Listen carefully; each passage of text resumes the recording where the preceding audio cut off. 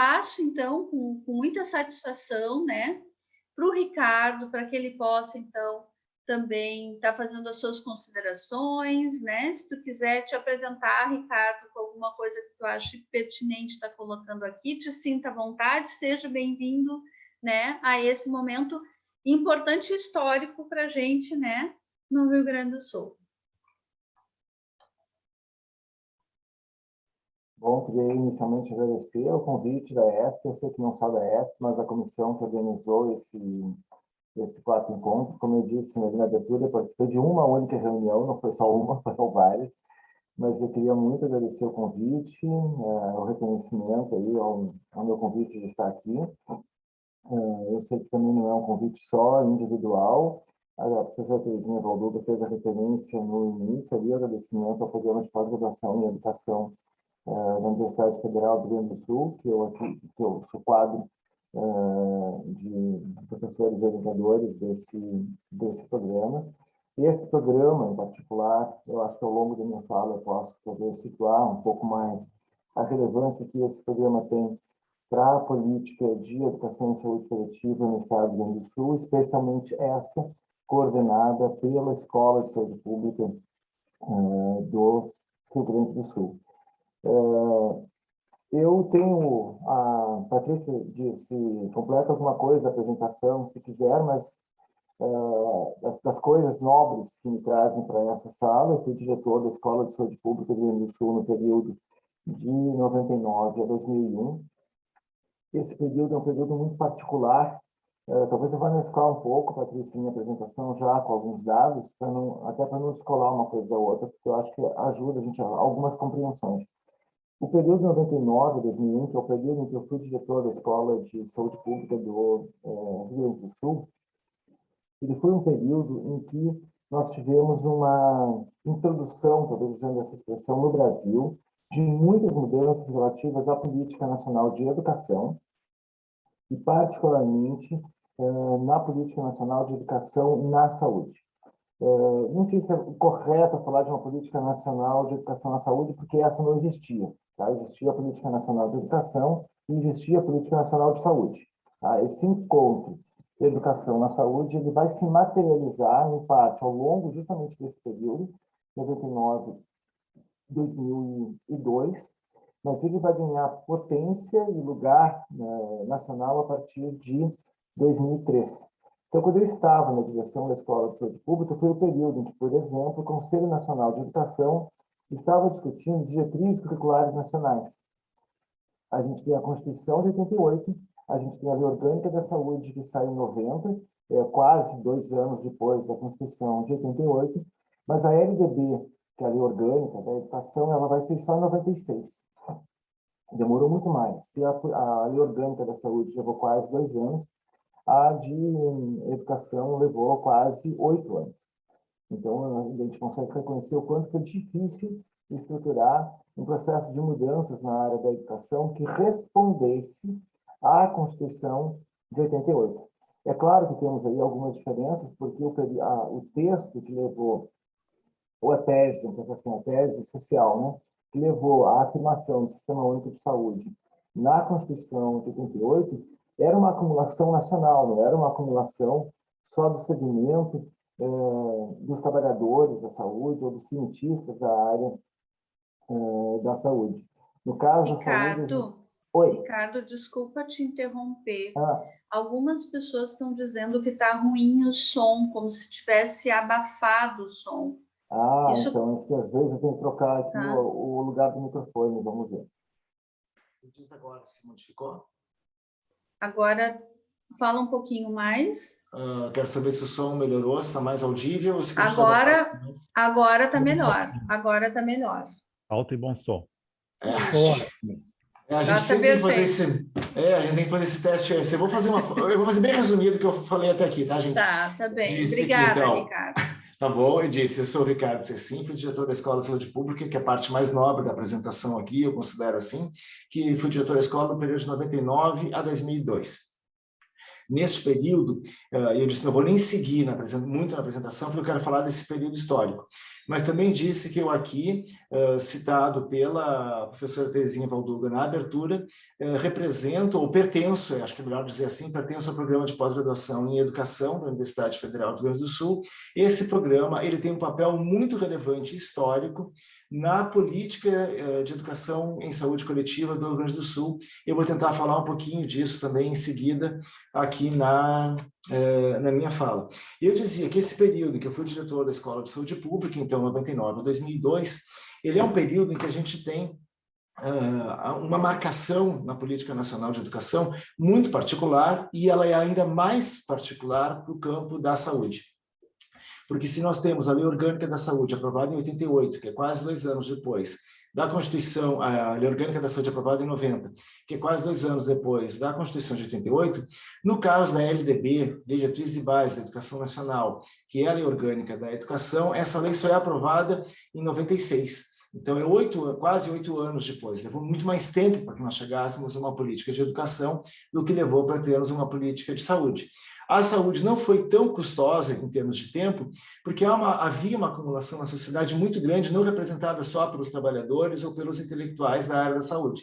A saúde, ela vinha, porque a gente já vinha para um processo de reforma sanitária, que era o desmonte da lógica do previdenciário, da lógica do INAMPS, tínhamos passado pelo SURS, a gente já vinha montando uma estratégia de conselhos de saúde. Então, a gente teve a Comissão Nacional de Reforma Sanitária, que ficou fazendo esse desenho de como implementar as recomendações da Conferência Nacional, a 8ª Conferência Nacional de Saúde, que vai desdobrar, então, na Constituição, como texto na Constituição de 88, a gente tinha umas acumulações. A Comissão Nacional de Reforma Sanitária tinha produção, tinha texto, ela era representada pelo segmento de trabalhadores, não só os trabalhadores da saúde, mas o segmento de trabalhadores, das pessoas que trabalham no país, via as várias representações sindicais, os movimentos de moradores, via especialmente as representações das associações de moradores.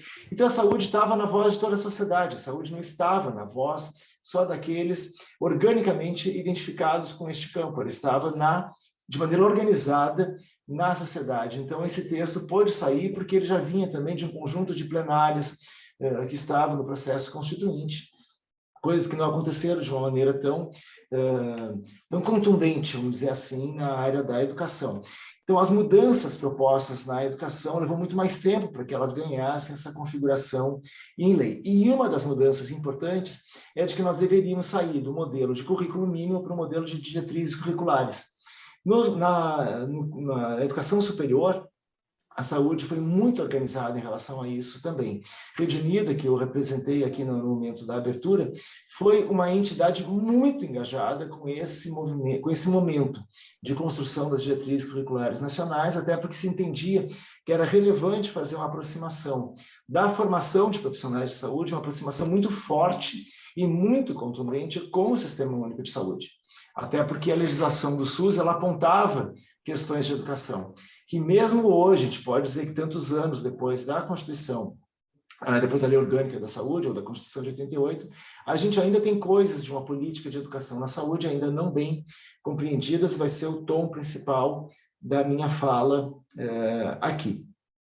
Então, esse período, que é o período de 99 a 2002, essa efervescência está muito colocada, porque a gente, então, sai da Lei Orgânica da Educação, a LDB 96, 97 sai um edital chamando, então, para as diretrizes curriculares, e o primeiro documento, então esse período começa, a ser escrito essas coisas, veja que eu estou chegando, falei 96, falei 97, esse período que acaba, na prática, sendo esse período 99, 2001, é o período em que as diretrizes são escritas e são finalmente aprovadas no Conselho Nacional de Educação e deveriam passar a ser implementadas. Então, aparece uma política nacional em 2002, que foi aprovada, as diretrizes, no final de 2001. Aliás, 2002 não, 2002 sim. vai aparecer, então, uma proposta nacional que chamava PROMED. Alguns talvez tenham essa memória do tempo. Eu gosto muito de contar a história, tá? Porque contar a história ajuda a compreender qual é a tarefa política que está na mesa agora. É muito ruim quando a gente não tem noção de como é que as coisas foram sendo produzidas e parece que elas começaram agora e se trata de uma questão técnica. Não é. É uma questão política de engajamento de processos na sociedade que foram conduzindo a isso. A gente pode dizer assim, é claro que a gente quer uma formação identificada com o SUS, mas a gente pode dizer que a gente quer uma formação identificada com o SUS desde quando? A partir de quando? Desde quando se fala disso?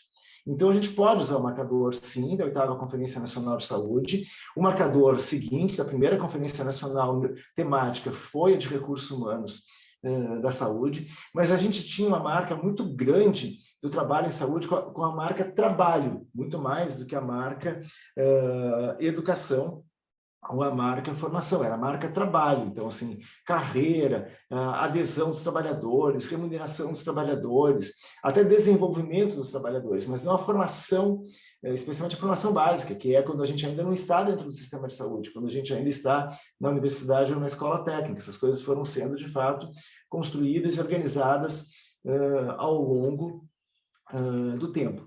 Então, esse marcador que chega aí às diretrizes curriculares, a Rede Unida foi uma parceira muito ativa desse debate, e em 2002, o Ministério da Saúde lança o PROMED, então, que era o Programa de Incentivo à Mudança Curricular nos cursos de graduação em medicina. Foi um edital para 20 vagas, para 20 cursos poderiam aderir a esse edital. O edital, quer dizer, concorrer, todo mundo pode concorrer, mas 20 projetos seriam selecionados. E a mudança curricular seria justamente a identificação com o Sistema Único de Saúde. Isso é 2002. Então, nesse período que eu estou na direção da escola, essas coisas estão... Tem um outro marcador ainda, que acontece também nesse período, que nasce as primeiras residências multiprofissionais em saúde da família. Elas aparecem, o edital, em 2001, para também ser executado em 2002. Então, a gente tem, nesse período, as primeiras residências multiprofissionais em saúde da família. A gente tem a necessidade de aprovar diretrizes curriculares para a formação de graduação na área da saúde e o incentivo, então, à mudança na graduação para que se viesse a atender as diretrizes curriculares. As diretrizes curriculares, elas inauguram um conceito que é inovador, que não existia até então, que é o conceito área da saúde, ou campo da saúde e núcleo profissional. Porque se falava assim nas diretrizes curriculares que era competências e habilidades gerais, competências e habilidades específicas. Competências e habilidades gerais eram relativas à equipe de trabalhadores da saúde. E as competências e habilidades específicas para cada categoria profissional. Então, o que se inaugura? Se inaugura que existe esse campo, saúde, que ele é partilhado por um conjunto de categorias profissionais. Todas aquelas que têm as mesmas competências e habilidades gerais. Então, todas as profissões com as mesmas competências e habilidades gerais na saúde integram ou integrariam essa área da saúde. E todas elas com, então, competências e habilidades específicas, que seria, então, um núcleo profissional. Então, eu queria demonstrar para vocês que isso está se colocando. Essas coisas estão se colocando. E a gente vai se colocando também com a pergunta de quais são as necessidades, então, da saúde pública, que, no caso brasileiro, é chamada esta área do conhecimento e de intervenção saúde pública. Internacionalmente se fala, inclusive, de funções essenciais da saúde pública, se estuda a saúde das populações por meio do conceito de saúde pública, mas o Brasil, desde o final dos anos 70, e no bojo da reforma sanitária, das lutas por uma reforma sanitária, o Brasil inaugura o conceito de saúde coletiva. Tanto é que a gente tem uma entidade, primeiro a gente tinha uma entidade, que é o Centro Brasileiro de Estudos em Saúde, o SEBS, foi um parceiro muito ativo nas lutas pela reforma sanitária. E aí a gente tem a emergência, em 75, está aí a criação do SEBS. Em 79, a gente tem a criação da Abrasco, que é a Associação Brasileira, naquele momento chamava de Pós-Graduação em Saúde Coletiva, hoje é a Associação Brasileira de Saúde Coletiva. Mas então marca-se essa palavra saúde coletiva. Então não se cria uma associação brasileira de saúde pública, de pós-graduação em saúde pública, mas de pós-graduação em saúde coletiva, porque esse conceito ele era emergente na compreensão brasileira, que dizia então, ou que se remetia a reconhecer que no nosso caso, por força inclusive do conjunto de lutas sociais levadas a efeito na nossa sociedade, nós não entendíamos que a gente se remetia à população, assim, pura e simplesmente à população. A gente entendia que existiam determinantes e condicionantes sociais no processo de saúde e doença. E esses determinantes, eles incidem diferentemente sobre grupos sociais. Nós não estamos falando de um corpo, apenas de um corpo biológico, de um corpo-organismo. Nós não falamos apenas de um corpo-organismo. A gente fala de um corpo que atravessa processos sociais, psíquicos, culturais, políticos. E com esta compreensão, o Brasil faz uma mudança do conceito de saúde pública para o conceito de saúde coletiva. Estou marcando isso porque o Rio Grande do Sul, quando fala educação em saúde coletiva e não educação em saúde pública, está se identificando com essa formulação ou com essa trajetória que é particularmente brasileira. Essas coisas, então, elas têm todas elas um concentrado, vamos dizer assim, nesse período, aí, 99, 2002, eu tentei trazer alguns marcadores, não vou repetir, né? Espero que vocês lembrem desses marcadores de residência, diretrizes curriculares, compreensão do que é saúde. Tem uma outra coisa importante da gente lembrar, porque a gente tem a conferência de 88, a conferência seguinte foi só a de 92, e a seguinte foi a de 96. Então, nesse período, a gente começa finalmente a entrar numa regularidade de conferências. A gente está no período de consolidação do projeto de Sistema Único de Saúde, um momento muito particular de consolidação do projeto de Sistema Único de Saúde. Por força de todas essas coisas, há uma leitura muito particular do Rio Grande do Sul. Vamos ver se esses marcadores conseguem ficar um pouco claros aqui. Há um momento muito particular do Rio Grande do Sul, que é de interpretar a lei relativamente à formação. Interpretar a lei, eu digo a Lei Orgânica da Saúde, que tem apenas 2 artigos relativos à formação, que é o artigo 27 e o artigo 30. São só esses artigos, tá? 27, 28, 29 e 30. É que desses artigos, um foi revogado, então a gente sobram 3, dos 4 sobram 3. Mas um é relativo à necessidade de dedicação exclusiva dos trabalhadores. Então, para a formação, efetivamente, sobram 2, o 27, o 30. O 30 é específico de residências, até hoje não regulamentado e não aplicado, ou mal aplicado, não vou me dedicar, então, pontualmente a esse artigo, mas o 27 é que diz que é preciso ter comissões de integração, ensino-serviço, comissões permanentes de integração, ensino-serviço, que é preciso a articulação do setor da saúde com o setor da educação, que o setor da saúde deve apresentar uma política de formação e desenvolvimento de seus trabalhadores, incluindo a pós-graduação. Então, essas coisas estão escritas lá no artigo 27, mas ninguém nunca disse como faz. E aí, o que acontece com o Rio Grande do Sul? Naquele momento, era a secretária de saúde, Maria Luísa Jäger, e a Maria Luísa, que é uma pessoa que talvez por ter uma trajetória que vem marcada pela discussão do trabalho, dos trabalhadores, da formação, para quem conhece um pouco a trajetória dessa sanitarista brasileira, que esteve sempre na ordem dos serviços, não na ordem da produção acadêmica e intelectual, mas na ordem mesmo da condução de políticas de saúde. Ela diz, para quem escuta ela, sempre ela cita a lei, os artigos da lei. Eu um pouco aprendi com ela isso, a gente vai sempre citando os artigos. Por que fazer? Está lá a determinação, o que essa determinação diz? E ela, então, apontou a necessidade de que o Rio Grande do Sul desenvolvesse a sua política de educação na saúde, usando a linguagem que está no nome do nosso encontro, né? O Encontro Estadual de Educação em Saúde, ou Educação na Saúde. Então, era relevante que o Rio Grande do Sul apresentasse uma política estadual de educação na saúde, e ela atribuiu essa tarefa ao lugar da Secretaria Estadual de Saúde, que tinha a tarefa formativa, que é a Escola de Saúde Pública. Em todo o país, quando nós olhamos hoje, a gente vê alguns estados que têm escola... Primeiro, não são todos os estados que tinham, ou mesmo hoje, que têm escola de saúde pública. Então, não seria possível que todos os estados atribuíssem essa tarefa às escolas de saúde pública, até porque ela não existia em todos os estados. Em alguns estados que tinham escola de saúde pública, a escola era o órgão formador, como fosse o centro formador, é o lugar que faz os cursos, é o lugar que ministra cursos de formação. Não é o lugar que conduz uma política. São lugares que conduziam cursos. A gente até poderia dizer que cada escola de saúde pública tem a sua política de escola, ou o seu PDI, por exemplo, né? programa de desenvolvimento, seu projeto de desenvolvimento institucional, é da instituição escola, mas ela não tem necessariamente que desenvolver a política estadual. No caso do Rio Grande do Sul, a escola recebeu essa tarefa. E algumas escolas, hoje no Brasil, também têm essa tarefa. Então, mas ainda não é a maioria, porque a maioria dos estados eles têm um lugar, né, na coordenação da Secretaria Estadual de Saúde, que coordena a política de educação na saúde daquela secretaria ou daquele estado. E se ele tem uma escola, a escola cumpre uma agenda de cursos. No caso do Rio Grande do Sul, então, não foi assim, e aí se montou uma política, uma primeira política estadual de educação na saúde, e ela ganhou este nome, de educação em saúde coletiva. Então, não foi usada a preposição na, foi usada a preposição em, não foi usado só em saúde, foi usado em saúde coletiva.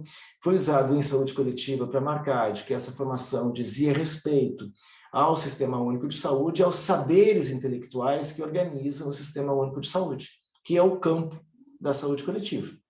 Entendendo, então, neste caso, saúde coletiva não como área disciplinar, mas a saúde coletiva como o campo de gestão dos processos intelectuais dos sistemas de saúde.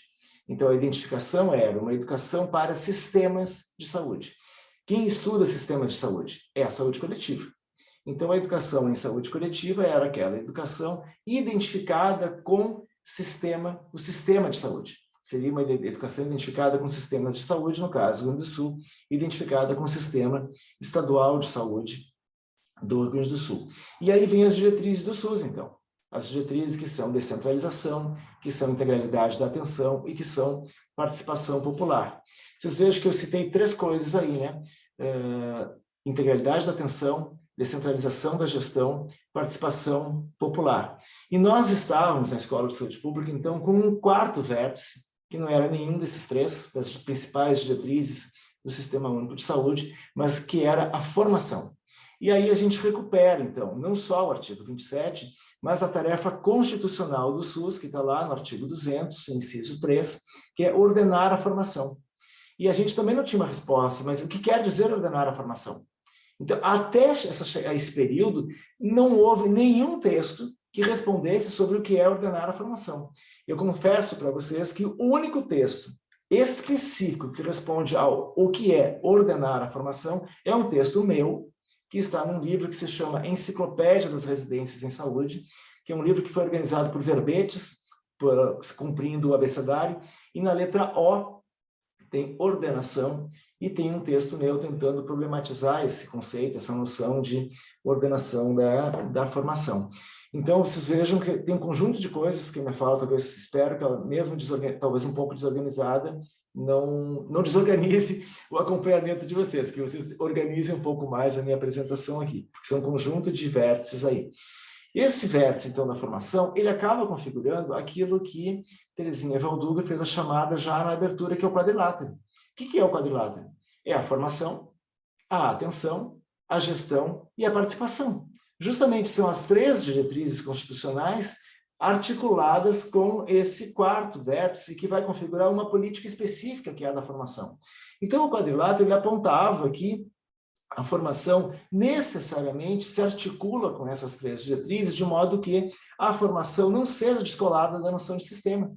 Se nós vamos formar profissionais de saúde e nós vamos formar orientado para o sistema, qualquer formação que façamos em saúde coletiva deve fortalecer a descentralização da gestão, portanto, fortalecer municípios, fortalecer grupos locais, fortalecer processos organizativos de trabalhadores e organizativos da sociedade, deve fortalecer a integralidade da atenção, então romper com todo tipo de fragmentação, incluir na atenção elementos da cultura, incluir na atenção elementos da ancestralidade, incluir na atenção elementos que são dos saberes leigos, não só os saberes intelectuais, mas os saberes leigos, o que Boaventura de Sousa Santos chama, por exemplo, na ecologia de saberes, os saberes formais e os saberes populares.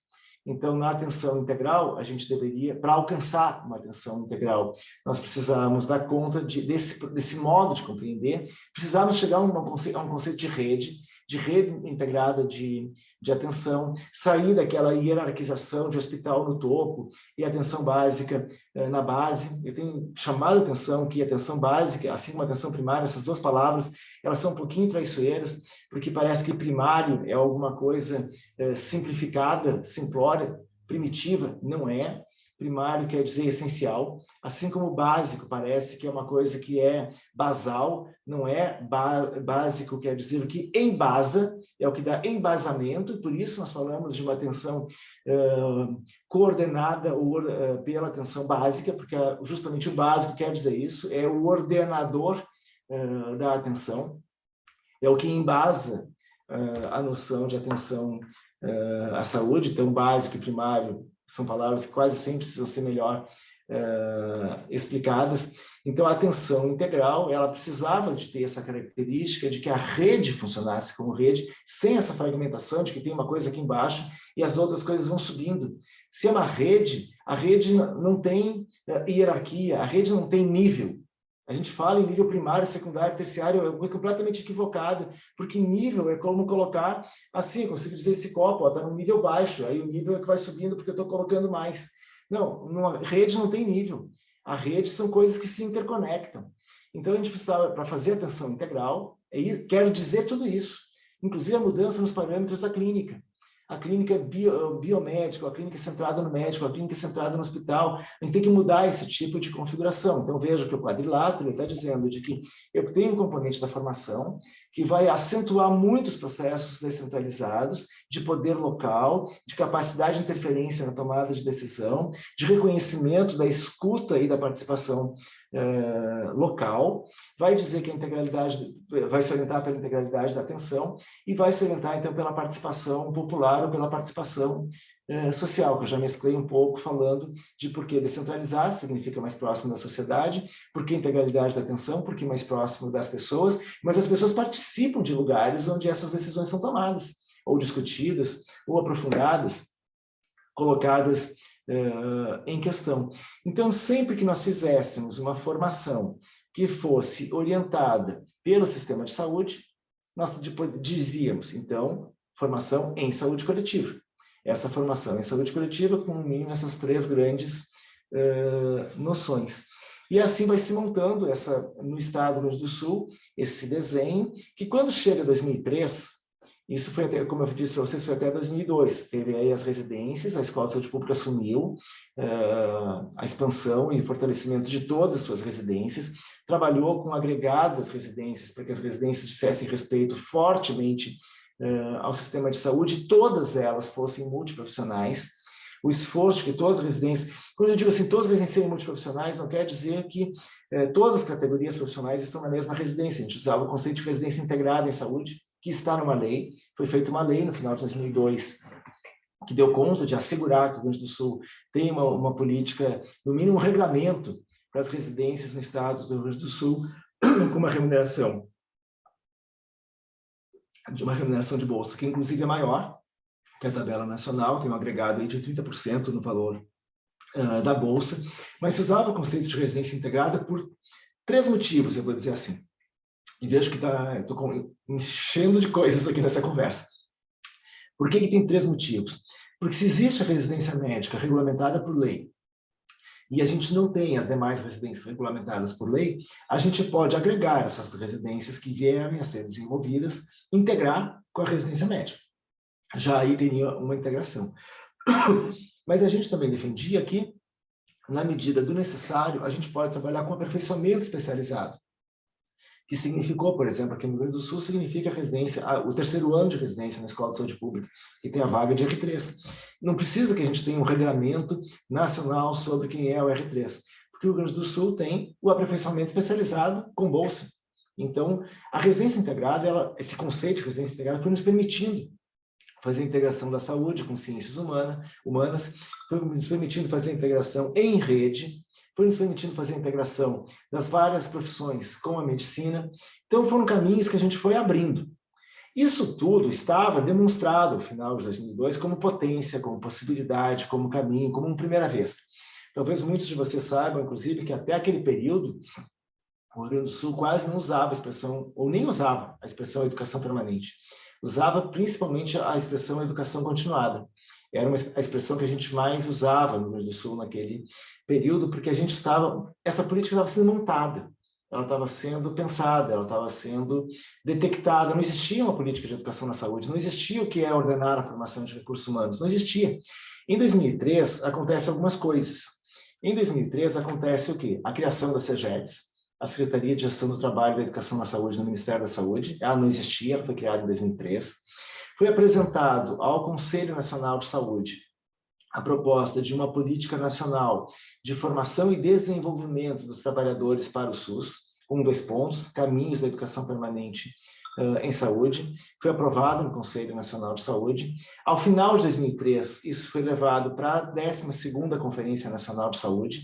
Aí a gente estava chegando lá em 2003, a 12ª conferência, ela aconteceria em 2004.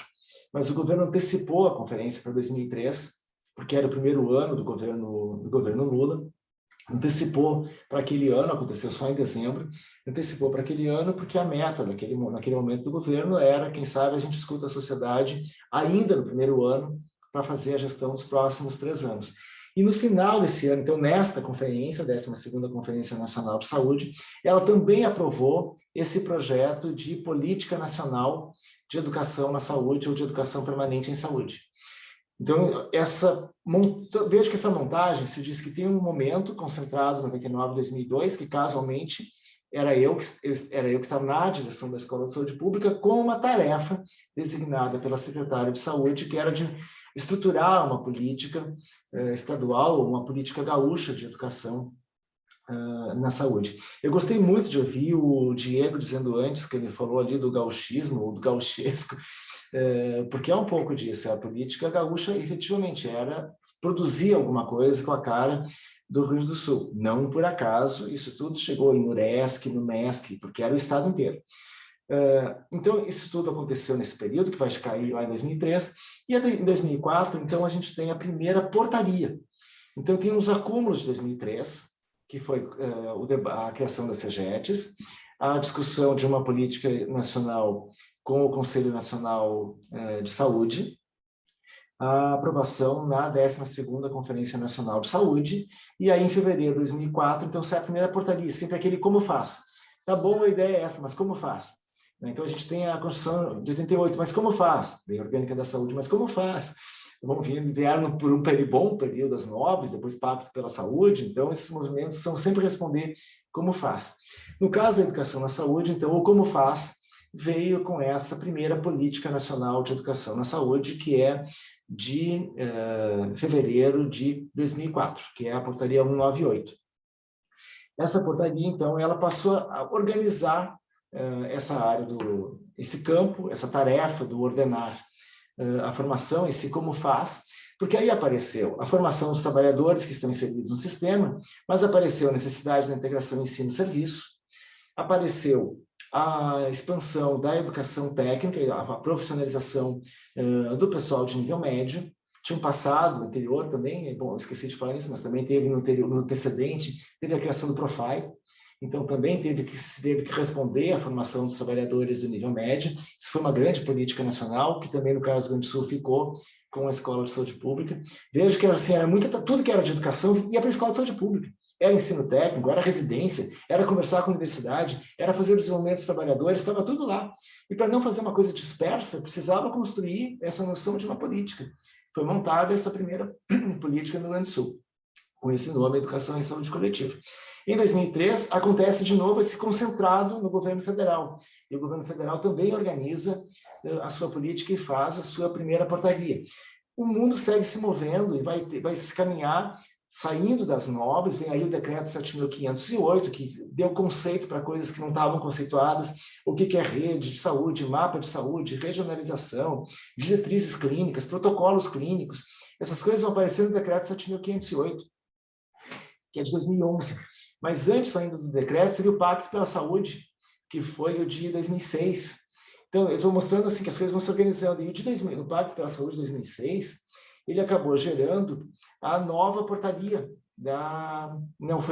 acho que foi 2007, né, a nova portaria, que é 1996. Vocês me percam um pouco nos anos, tá, em que as coisas saíram.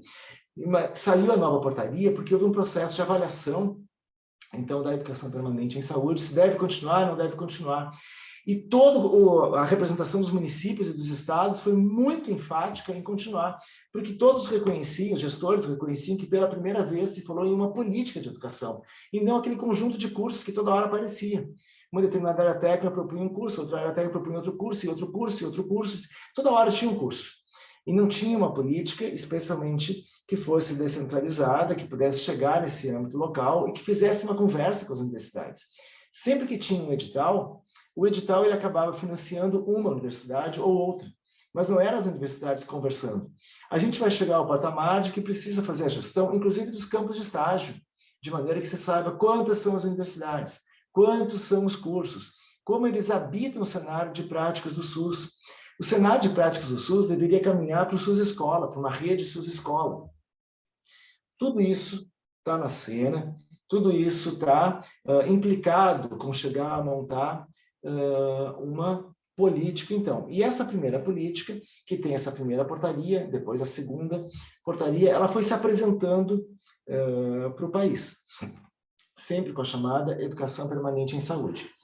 Essa chamada Educação Permanente em Saúde... eu pulei uma coisa, gente, me desculpem, eu vou voltar só um pouquinho, mas muito rapidamente, porque eu vou mais falar de Escola de Saúde Pública, depois do final, só que eu amarro. É que eu falei do programa de pós-graduação em educação, o quanto que ele foi importante para o próprio Rio Grande do Sul, porque foi o programa de pós-graduação em educação que acompanhou todo o tempo a gestão da Escola de Saúde Pública.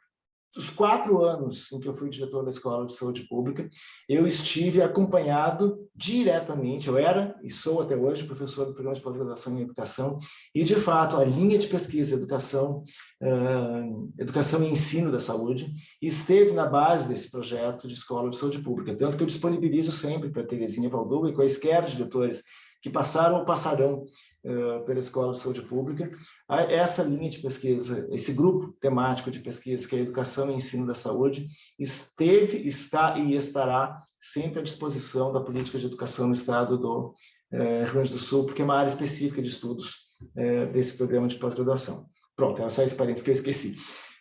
Então, essas portarias são apresentadas, elas se apresentam com essa linguagem EPS, Educação Permanente em Saúde, elas acabam ganhando um lugar muito forte de compreensão do que é a política de educação.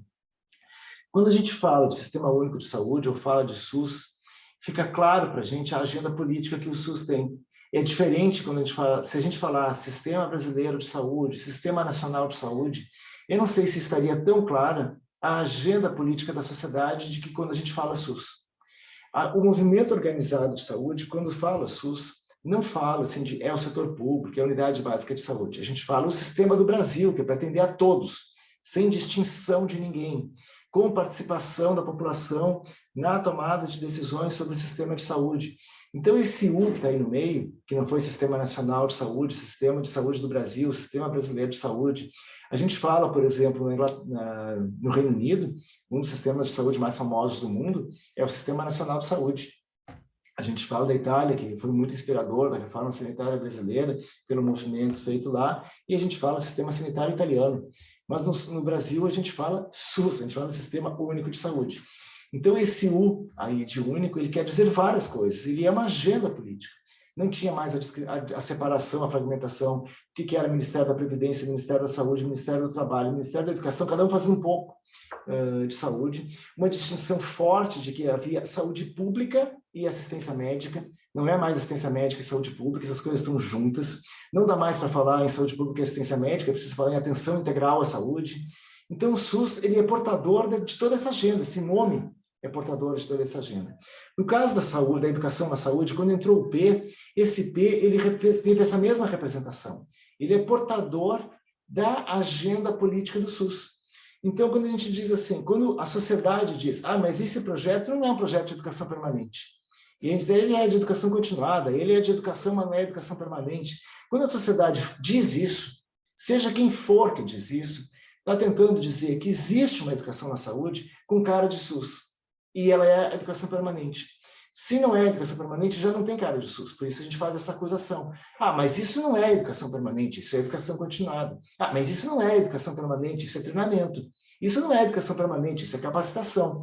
Então, entrou no nosso imaginário, ou na nossa boca, na nossa língua, na nossa formulação, uma palavra para distinguir quando a formação tem cara de SUS e quando não tem. Se ela tem cara de SUS, ela é EPS. Se ela não é EPS, ela não tem cara de SUS. E aí a gente não quer. Ou pode não querer, ou pode não defender, porque a gente defende essa que está lá com o tema da descentralização da gestão, com a integralidade da atenção, com a participação popular, ou correspondendo ao quadrilátero, como a Terezinha chamou a atenção no começo, na abertura aqui do encontro deste ano. Então, essa expressão EPS, ela acabou se tornando uma expressão de grande força política. A gente podia dizer que se ela se tornou uma expressão de grande força política, então todo mundo tem que adotar. E aí eu digo para vocês, eu estou numa mesa seguinte, depois a gente vai conversar sobre isso com o grupo que aderiu, aquele grupo ali de educação em saúde coletiva, educação permanente em saúde. Eu digo que, no caso do Rio Grande do Sul, esse nosso gauchismo, ele deu um nome antes disso. Ele deu um nome antes para dizer o que era essa educação com cara de SUS. Ele disse que chamava educação em saúde coletiva. A tal ponto que nós criamos NURESC e NUMESC. Ninguém criou um NUMEPS e nem NUREPS, que muitos estados estão fazendo hoje. Mas acontece que os estados estão fazendo hoje porque eles não faziam antes de ter a Política Nacional de Educação Permanente em Saúde. O Rio Grande do Sul fazia antes. Então, a gente tem uma bagagem, uma história que tem sido inspiração nacional. A gente tem dissertações e teses falando sobre isso no Rio Grande do Sul. Como que o Rio Grande do Sul montou a sua política de educação em saúde coletiva, gerando processos de gestão descentralizados. A gente chegava a ter os polos macro-regionais de educação em saúde coletiva, os núcleos regionais de educação em saúde coletiva e os núcleos municipais de educação em saúde coletiva. Então, essa política ela vai sendo montada, vai sendo criado um orçamento, e o que é que foi acontecendo? Foi criado, a política montada e o orçamento criado foi um orçamento federal. E tudo que o país começou a fazer foi responder à agenda federal. Então, a União, ou o Ministério da Saúde, o governo federal, apresentava editais, chamamentos, distribuição de recursos. E dizia, os estados que fizerem A, B e C vão receber recurso. Ou, tem aqui uma fatia de recurso. Para receber esse recurso, deve fazer X, Y, Z. Então, o que os estados faziam? Eles não faziam a sua política estadual. Eles faziam a resposta à política federal. Cada estado respondia à política federal. E a palavra que mais se usou foi Plano Estadual de Educação Permanente em Saúde. O que era o plano estadual? Era atender às determinações da política federal. Então, quem tinha uma política era a União. Quem tinha uma política era o governo federal. E uma política com orçamento, uma política com financiamento, uma política com regras, com lógicas, e dizendo aos estados e municípios, caso queiram aderir, é assim. Tem que fazer isso, isso, isso e aquilo. Então, os estados não desenvolveram uma política. Eles desenvolveram planos para atender a política federal. No entanto, a Lei Orgânica da Saúde, ela dizia que era preciso uma política municipal, uma política estadual e uma política federal. As esferas do SUS deveriam apresentar as suas políticas. Então, ao longo desses anos, o que mais se teve nos estados e municípios foi modos de implementar a política federal. Então, quando a gente chega a falar em uma política estadual e não em um plano estadual, a gente finalmente está falando em ter uma política própria dos estados, assim como é necessário ter uma política própria dos municípios. É claro que os municípios podem ter a sua política, podem não, devem ter a sua política própria, independente do que o governo federal recomende, independente do que o governo estadual recomende. Então, os municípios também têm que ter a sua política municipal. Mas eu penso que quando um estado tem a sua política estadual de educação permanente em saúde, essa política deve contemplar o fortalecer as políticas municipais. Ter e fortalecer as políticas municipais, porque esse é o nosso papel de Estado. Como Estado, se eu dizia, a gente tem que descentralizar a gestão. Então, o Estado sempre tem que apoiar o desenvolvimento do poder e da potência dos municípios. Se nós somos aqueles que coordenam a política de educação, então nós vamos apoiar e fortalecer que os municípios tenham políticas municipais de educação em saúde coletiva, ou de educação permanente em saúde, ou de educação na saúde. Então, aí a política estadual, ela vai dizer como vai conversar com os municípios, vai ter que dizer como vai conversar com as regionais, vai ter que dizer como que vai lidar com a formação por meio de cursos, de eventos, de jornadas, de processos de pesquisa, processos formativos, processos de desenvolvimento. Então, uma política estadual tem que responder a todas essas coisas. Ela não vai só responder ao governo federal ou à política federal, porque aí quem está fazendo a política é a União ou o governo federal, e a gente só está respondendo. Então, qual é a política estadual? Aí eu volto àquela expressão ali do Diego, assim, qual é a política gaúcha de educação na saúde. Não é? Porque acho que a gente pode dizer que, quando a gente disser a política estadual, a gente está dizendo a política do Rio Grande do Sul. Eu gosto de marcar isso, porque quando a gente diz só qual é a política estadual, parece que assim tem que ter uma política estadual, ou os estados, para responder à política federal. Isso não se trata de ter uma política estadual para responder à federal. Se trata de ter uma política do Rio Grande do Sul, portanto, uma política gaúcha de educação permanente em saúde. E essa política, como toda política, ela deve fazer uma análise de situação, uma análise histórica, uma análise de processos acumulados, uma análise de potências. Então, se eu vou analisar no Rio Grande do Sul quais são as nossas acumulações, quais são as nossas conquistas, quais são os nossos projetos, quais são as nossas invenções, quais são os desafios que nós escutamos ao longo da montagem da política própria. E aí a gente vai apresentar uma política que tem essa potência. É muito ruim quando a gente chega num lugar e destrói as coisas que existiam e começa uma nova. Eu dou esse exemplo sempre, vou dar esse exemplo de novo aqui, de quando eu fui diretor da Escola de Saúde Pública. Quando eu cheguei na Escola de Saúde Pública, a escola tinha, naquele último ano, um curso, acho que a Terezinha deve lembrar disso, a escola tinha um curso que era um curso de auxiliar de enfermagem, e era o último curso que a escola tinha. Quando aquele curso se concluísse, podia baixar a chave geral, porque não tinha nenhuma outra ação. E eu chego na escola e digo, mas essa escola é a principal formadora de sanitaristas da história do Rio Grande do Sul. E foi por isso que apareceu, vocês devem lembrar disso, que a Escola de Saúde Pública começou a falar, não de curso de saúde pública, ela começou a falar de formação de sanitaristas. O nome que a Escola de Saúde Pública usava era a formação de sanitaristas. Qual era a intenção? Era pegar aquela bagagem histórica e dizer, mas a Escola de Saúde Pública é a principal formadora de sanitaristas do Rio Grande do Sul. Não foram as universidades que passaram ao longo do tempo também fazer essa formação.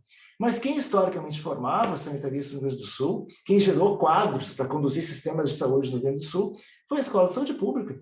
Então eu fiz essa chamada, vamos ressuscitar o curso, não mais o curso de saúde pública, o curso de formação de sanitaristas, que era essa coisa que era o estado do Rio Grande do Sul, não era um projeto no interior da escola. Era a escola respondendo uma tarefa gaúcha, uma tarefa estadual. A mesma coisa eu fui fazer com as residências, porque esse Rio Grande do Sul, ele tinha, na história, todo mundo conta, a primeira residência multiprofissional em atenção básica foi a do Rio Grande do Sul. A primeira residência de medicina de família foi a do Rio Grande do Sul. A primeira residência multiprofissional em saúde mental foi a do Rio Grande do Sul. Ah, então, para isso, se foi o Rio Grande do Sul que fez essas coisas, e isso tudo é formação, então isso é da Escola de Saúde Pública. Porque a Escola de Saúde Pública vai responder pela política estadual de educação. Então, não sabiam que era da escola, vão saber agora. É tudo da escola. Eu botei para dentro da escola o que não era da escola. Mas eu fiz isso de maneira conversada, planejada. Então, a gente configurou grupos e colegiados. Então, teve colegiado que era dos hospitais, por isso que nasceu a residência de pneumologia sanitária, que não existia. Porque quando chamou o colegiado de hospitais, a gente não tinha residência nesse. Então, a gente achou que estava na hora de criar. E por que a gente chamou de pneumologia sanitária e não pneumologia ou doença respiratória ou qualquer outra coisa? Porque pneumologia sanitária dizia de como que a saúde pública vê essa temática. E vai aparecer aí todo o tema da fisiologia e outras coisas. A mesma coisa aconteceu na dermatologia. Podia ser uma residência em dermatologia, mas ao dizer dermatologia sanitária, não era a mesma coisa que a dermatologia. E por isso ela era multiprofissional. Porque não se tratava de uma residência médica em dermatologia, se tratava de uma residência em dermatologia sanitária. A outra não se tratava de uma residência médica em pneumologia, era uma residência em pneumologia sanitária. Aí esse desenho vai sendo feito. Isso eu estou dizendo que isso aqui é da história. Então, quando a gente pega a história, assim, pega as coisas e diz, eu vou daqui para frente. eu não faço terra arrasada de nada, ao contrário, eu vou recolhendo tudo que eu puder ter como potência, eu fico com a potência, eu não preciso ficar com a identidade. Eu fico com a potência, eu não fico com a identidade, eu fico com aquilo que, vamos dizer assim, eu fico com o sangue, é a coisa mais importante. Eu fico com o sangue e, bom, o resto eu posso, que é a parte vital, que é a circulação, que é a parte de concentração do oxigênio e dos glóbulos vermelhos, e vamos fazer esse negócio. Então, foi desse jeito que a gente acabou projetando de uma escola que estava fechando, uma escola que terminou no 4º ano com 20 mil alunos. Então, de um curso de auxiliar de enfermagem última turma para uma experiência de 20 mil certificados expedidos ao final de 4 anos, com residências, com uma política, com alguma coisa que inspirou a política nacional. Isso eu estou dizendo, então, que quando a gente fala de uma política estadual ou de uma política gaúcha, não é mais aquela que responde à recomendação federal, é aquela que esse estado faz e que valoriza, reconhece, organiza as acumulações que esse estado tem. Então, a gente pode perguntar para todos os estados, quantos NURESCs cada estado tem no Brasil? Bom, primeiro que nenhum tem NURESC, porque com este nome só tem no Rio Grande do Sul. Por outro lado, a gente também pode dizer, mas o correspondente a um NURESC. A maioria dos estados responde, mas não tem um staff na regional de saúde para fazer isso. Os grandes estados têm. Outros estados não têm. A gente também pode perguntar quantas residências próprias do estado cada estado tem. A maioria dos estados não tem residência própria, e aqueles que têm residência própria não têm uma lei estadual de residências. Nós temos residência própria e temos uma lei estadual de residências. Os estados que mais têm residência própria, que são Pernambuco, que tem muito antes do Rio Grande do Sul, já tinha muitas bolsas de residência. Eu aprendi, inclusive, isso com o estado de Pernambuco. Hoje, o estado do Espírito Santo, que criou programas próprios de residência. Então, a gente consegue ver que os estados que inovaram depois da política federal de educação permanente em saúde, começaram a criar coisas. Mas o Rio Grande do Sul já estava criando. E quando ele é demandado a responder à política federal, ele tem o seu jeito de responder. Ele tem as suas criações prévias. Ele tem a sua linguagem prévia. Aqui nós falamos em residência integrada, está escrito isso na lei. A gente fala no NURESC, está escrito em portaria estadual. A gente fala no MESC, porque, aliás, no MESC, é bom te lembrar disso, porque no MESC, assim, não tem nenhuma obrigação. Os municípios não ganharam nenhum dinheiro para ter no MESC. O Estado nunca disse. Tem aqui uma política estadual com tanto de orçamento para transferir para os municípios que criarem no MESC. O Estado nunca disse isso. Ou os municípios criaram. Por que os municípios criaram? Porque eles ouviam a política estadual e ouviam o núcleo regional. Então, o núcleo regional ele passou a responder por um papel de gestor estadual no âmbito da região. Então, isso é um processo de descentralização da gestão, é um processo de gestão. Quanto mais gestão bem feita, que é essa, com descentralização, com atenção integral, com participação da sociedade, vai ganhando adesão, mas vai ganhando uma adesão na política, não é uma adesão porque se não fizer assim, não vai ganhar dinheiro. Se não fizer assim, não vai ser bem avaliado. Não, não é por isso, é porque está criando modos de fazer articulados. Então, eu acho que essas são coisas muito do jeito que o Rio Grande do Sul fez. Então, eu disse isso já mais de uma vez, acho, ou pelo menos uma vez. Aqui nós temos uma reunião, eu e Terezinha, Patrícia e outros lá na Escola de Saúde Pública. Então, e eu acho que é importante citar aqui, né, a Rosimaira. A Rosimaira é uma potência. Essa é uma parceira, dá para dizer, né, Terezinha? A Rosimaira é daqueles patrimônios que a Escola de Saúde Pública tem, que se a gente quer que a Escola de Saúde Pública vá para frente, a gente chama a Rose para conversar. Porque a Rose tem uma acumulação. A Rose foi uma das pessoas que, quando eu fui diretor da escola, a Rose estava lá na Cruz Vermelha, dizendo, a gente tem aqui um programa de redução de danos, ele vai fechar. Será que a Escola de Saúde Pública não teria interesse? E aquilo que eu digo para vocês, tem uma potência aí que pode ser transferida para cá? Eu vou transferir, eu vou botar isso aqui dentro. A gente criou o centro de referência lá naquela época, porque foi uma oferta, era uma oferta que podiam ter pegado com as duas mãos, eu peguei com as duas mãos. A própria biblioteca, a gente tinha uma biblioteca que não tinha nem equipamento, tinha um computador, para não dizer que não tinha equipamento de informática, ela tinha um computador, não era informatizada, e a gente transforma a biblioteca no centro de documentação e informação em saúde. Mas é sempre pegando a potência que tinha nas coisas. E as pessoas que têm essa potência acumulada. Então, assim como veio Rose para o centro de referência, veio Ruth Santa Helena para a biblioteca, que era quadro da Secretaria Estadual de Saúde, uma bibliotecária com uma história de Secretaria Estadual de Saúde impregnada nela. Ela defendia a Secretaria Estadual de Saúde com unhas e dentes. Essa era a bibliotecária que eu precisava. Então, a gente vai fazendo coisas porque vai juntando as potências e vai criando, e vai inventando, e vai bola para frente. Então, hoje a gente chega no momento em que todos os estados, é interessante a gente ver isso, que se não havia, a política federal ajudou a que os estados viessem a ter. Os estados que tiveram ajudaram que os seus municípios viessem a ter.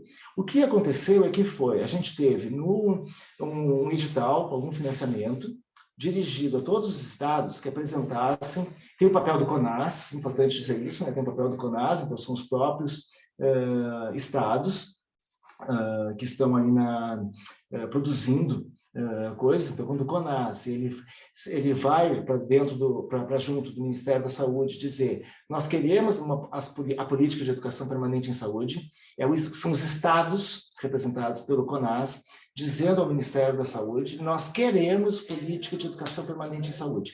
Então, não houve rejeição alguma em tempo algum. Desde que essa política foi apresentada na 12ª Conferência Nacional de Saúde de 2003, nunca essa política foi rejeitada.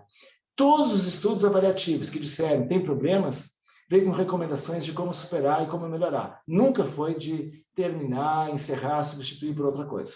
Todas as vezes que os gestores se reuniram para avaliar, disseram tem que aperfeiçoar. Nunca disseram revogar ou modificar. Nunca ninguém mais quis abrir mão dessa linguagem de educação permanente em saúde, como eu disse para você, se tornou a bandeira de luta, que é educação com cara de SUS.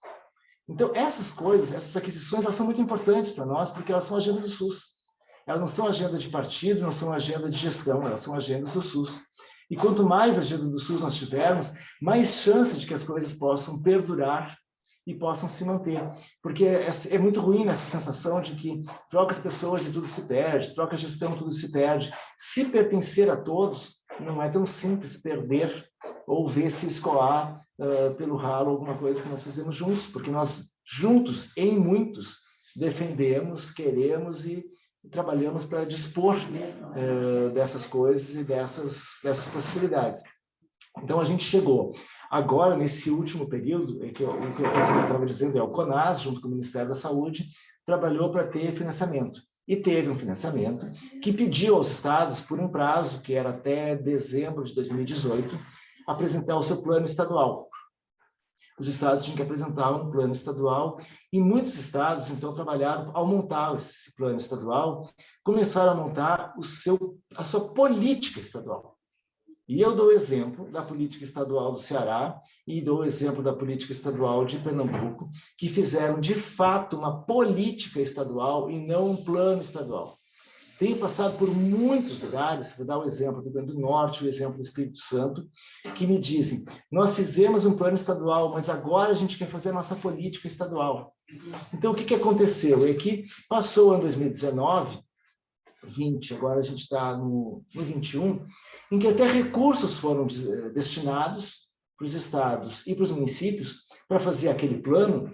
E qual é o limbo que, de certo modo, se colocou? É fazer o plano que respondia à política federal, mas qual era a política estadual e municipal? Então, agora, todo mundo está tentando escrever a sua política estadual e municipal.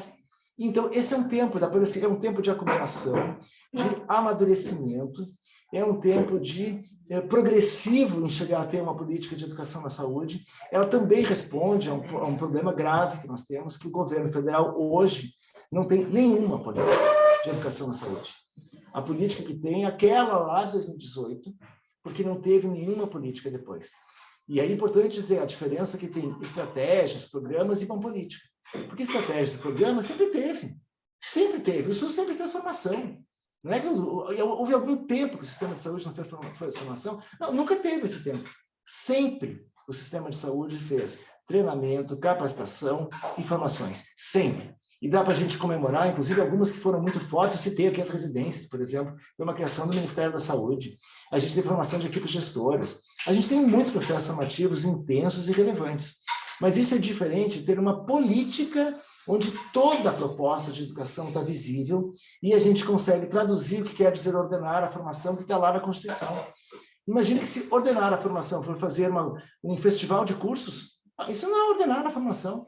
Ordenar a formação, as coisas estão integradas, elas têm uma lógica, elas têm uma explicação, elas têm uma árvore explicativa e um desdobramento de implementações. Então, não é um menu de cursos. Eu fico muito bravo quando se diz assim, a gente precisa desenvolver o nosso menu de cursos. Eu disse, então não contem comigo, porque para fazer um menu de cursos, não, se for fazer uma política de educação na saúde, então sim, eu posso me aliar a isso. Mas esse limbo que foi, não tem nada mais do governo federal, não tem mais política, nem programa, nem nada. A gente não consegue responder às coisas do governo federal. Quem lembrou aqui, né, a Carol, teve o Versus, eu não consigo ler tudo que está no chat, mas aí aquela siglazinha ali é tentadora. É bom lembrar que Versus, que é uma... Eu não conheço ninguém que não comemore o Versus. Ninguém que tenha feito não comemora, e ninguém que tenha sabido que não comemore e que não queira que ele volte. O Versus foi uma criação do Rio Grande do Sul. O Versus foi criado no Rio Grande do Sul em 2002. Foi criado pela Escola de Saúde Pública. Então, eu falei que tinha formação técnica, tem Versus, tem residência, tem a formação de sanitaristas, isso é os acumulados. Então, uma política gaúcha de educação permanente em saúde, ela deveria dizer quais são as nossas residências, para onde elas se expandem e por que elas devem ser multiprofissionais ou quando e por que elas são integradas com a residência médica. Nós vamos institucionalizar o Versus e fazer ofertas regulares de Versus. Nós vamos fazer processos de articulação regional e de apoio aos municípios para terem as suas políticas municipais. E isso é responder qual é a política estadual, não é a lista de cursos. Nós vamos investir e vamos interferir em certas áreas que são as populações negligenciadas ou as populações, vamos usar, acho que as negligenciadas ajudam, doenças negligenciadas e populações negligenciadas, ou que são alvo de preconceito. Então, a nossa política estadual de formação vai reconhecer esses grupos e fazer processos formativos específicos para dar conta desses grupos negligenciados ou alvo de preconceito. Isso é a política estadual. O que a gente faz no plano, que era fazer a lista de cursos, era a política federal, que nos pedia quais eram os cursos que nós íamos fazer. Agora, uma política estadual tem que mostrar que ela analisou a política estadual de saúde, os dados demográficos e epidemiológicos do Estado do Rio Grande do Sul, as experiências culturais, as experiências político-organizativas do Estado do Rio Grande do Sul. A política vai responder a essas coisas. A política gaúcha de educação permanente em saúde, que eu penso que é a política gaúcha de educação em saúde coletiva, ela vai dizer todas as suas coisas, como ela conversa com a universidade para fazer integração ensino-serviço, como ela conversa com as escolas técnicas para fazer educação, ensino-serviço com a escola técnica, como ela conversa com estudantes de graduação, como ela conversa com os professores de graduação. Eu tenho apontado que não é assim, a gente tem que olhar para os professores de graduação, especialmente aqueles que trabalham com os estágios ou com cenários de prática. A política estadual de educação permanente em saúde tem que conversar com esse segmento de professores para traçar uma política nos cenários de prática, que é o interesse do SUS. O SUS precisa de estudantes e residentes no seu cenário de prática, porque eles também são cenários de ensino. Mas a gente quer que eles sejam fortemente cenário de ensino e que os estudantes que eles cheguem, e os preceptores e professores, supervisores ou orientadores que eles chegam, estejam imbuídos de fortalecer o SUS e não de fortalecer só a sua especialidade ou a sua área de intervenção. Eles têm que fortalecer o SUS, dar conta de rede, dar conta da configuração de territórios de educação na saúde. Essa noção de territórios na educação na saúde, a cidade de Porto Alegre trabalhou por um período, de novo, o PPG Edu, citado aqui no início por Teresina e por mim, ajudou a Prefeitura de Porto Alegre a fazer um desenho que era dos distritos geoeducacionais. A gente trabalhou com esse desenho de distritos geoeducacionais, que era para referenciar as universidades, de modo que as universidades tivessem uma base de território, e não só vagas de estágio nesse ou naquele outro serviço, que é um risco. Todos os lugares que fazem isso se queixam muito de que acaba que fica só a barganha de se a universidade privada entrou com dinheiro, se a universidade pública entrou com auditório, porque cada um entrou como se fosse assim uma compra e venda de cenários de prática, e aí desaparece a política de formação. Então, a gente tem que pensar também esse tema de como é que a gente faz essa conversa, o que é o COAPS, né? COAPS, o que é a Comissão de Integração, a CIES, a Comissão de Integração e Ensino e Serviço, a CIES regionais e a CIES estadual. Tudo isso é política estadual. Ou tudo isso, só que essa política estadual será a política gaúcha, que é a de educação permanente em saúde, mas que é a de educação em saúde coletiva. Porque a educação em saúde coletiva é o nome que nós demos. Mas é que esse nome que nós demos, é como eu disse para vocês, assim, ó, não é o nome que uma gestão deu. Porque se fosse o nome que uma gestão deu, os municípios não tinham chamado de NUMESC. Os municípios tinham chamado que bem entendessem. Por que os municípios chamaram de NUMESC? Porque deu para entender. Porque se tornou uma compreensão, se tornou uma discussão relevante. Então, eu acho que é aí que a gente faz a conversa. Agora, eu diria assim, para finalizar, a Patrícia me avisou do tempo, ou a gente tem, assim, uma política, eu não colocaria o estadual, eu colocaria sempre gaúcha, tá? A política, eu estou ajudando alguns lugares aí a conversar sobre isso, e eu estou dizendo lá no Rio Grande do Norte que é a política potiguar de educação permanente em saúde, estou dizendo lá no Espírito Santo que é a política capixaba de educação permanente em saúde, porque eu estou conversando com esses estados você sabe disso, o pessoal da Escola de Saúde Pública sabe. A Terezinha diz assim, eu vou lá e no Mato Grosso o Ricardo está lá, vou lá no Espírito Santo o Ricardo está lá, vou lá no Rio Grande do Norte o Ricardo está lá. Porque os lugares vão me chamando para conversar e eu tenho feito essa mesma conversa que estou fazendo com vocês aqui. É imbuir a gente de fazer os estados serem os estados. Então, não é a política estadual, é a política gaúcha de educação permanente em saúde, que começou como política de educação em saúde coletiva. Ou é a política gaúcha de educação em saúde coletiva, que responde à política federal de educação permanente em saúde. Essa introdução é absolutamente necessária quando a gente vai produzir a política. Como eu disse, é uma bagagem, é uma leitura da atualidade e é uma prospecção de futuros. Então, a gente vai apresentar a nossa prospecção de futuros, inclusive do que a gente ainda não pode fazer agora, mas a gente já pode prospectar. E, encerrando a fala, eu acho que se temos uma política, ela terá que ser traduzida em orçamento e condições materiais.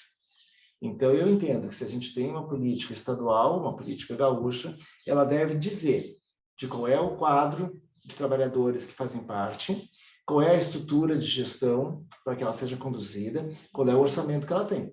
É a escola de saúde pública? Ótimo. Então, qual é o projeto de expansão, de reforma, de instalações, de parque tecnológico, de parque de gestão do conhecimento? Tem que dizer isso, para que ela seja, então, o lugar de gestão dessa política. Qual é a fatia de orçamento que vai ser distribuída do estadual para os municipais? Como que a gente vai apresentar o orçamento na política de saúde, os recursos próprios do SUS estadual, como que ele chega nos municípios, qual é a fatia que é relacionada à educação na saúde? Porque é a materialidade. Então, a gente tem que ter o quadro de pessoas, tem que ter as estruturas materiais, as estruturas de gestão e o orçamento. Acho que para encerrar a minha fala aqui, sem alongar demais, que a gente depois segue conversando, inclusive sobre este ponto, né, que eu acho que terminei aqui, a gente segue tratando isso depois do grupo de trabalho. Queria agradecer muito o convite, a disposição dessa plateia tão grande, quase 100 pessoas aqui na sala. Acho que é comemorável, né, Terezinha, ter um público grande numa manhã de segunda-feira dentro do computador. Eu acho que é um público bastante representativo. Queria parabenizar os que se sentiram convidados a essa política e parabenizar a escola por conduzir mais esse quarto seminário e agradecer muito o convite de ter estado com vocês. Obrigado, Terezinha. Obrigado, Patrícia. Obrigada, Ricardo. Ele nos cutuca, né? Porque tem trocentas coisas que a gente fica pensando no chat. Muitas pessoas colocaram várias coisas no chat, né, e que são extremamente importantes. A gente tem na sequência a nossa roda, né, que algumas representações vão estar fazendo algumas pontuações a partir do que o Ricardo disse, e a gente vai ver a possibilidade, talvez, de responder algumas perguntas, se assim for possível, né, porque o Ricardo permanece conosco, vai fazer essa costura a partir dessas falas, e talvez a gente consiga, então, trabalhando com algumas perguntas, tá bem? Nós vamos dar 10 minutinhos de intervalo. Já te passo, Terezinha, só para a gente se esticar, sabe? Respirar, ir ao banheiro, tomar um cafezinho e voltar, tá? Uns 10 minutinhos. Passo para ti, Terezinha, e depois, então, a gente pode fechar as câmeras para esses 10 minutinhos. Eu queria botar a mãozinha, mas esse aqui não está aparecendo mãozinha, por isso que desculpe, por isso que eu... Mas eu posso perguntar se a gente vai ter direito à fala? A Cláudia. Primeiro, eu quero dar um beijo no meu mestre querido. Bom te ver, estou morrendo de vontade.